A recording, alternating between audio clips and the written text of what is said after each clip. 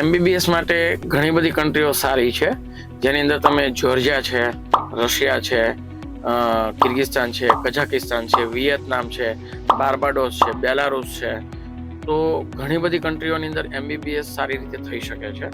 ખાસ એ જોવાનું હોય કે એ જે તે કન્ટ્રીની યુનિવર્સિટી કેટલા ટાઈમ જૂની છે, એનું મેનેજમેન્ટ કઈ રીતનું છે, એમનું મેનેજમેન્ટ ઇન્ડિયાથી થાય છે કે ત્યાંથી પ્રોપર થાય છે, એનું મેનેજમેન્ટ ગવર્મેન્ટ કરે છે કે કઈ રીતનું છે.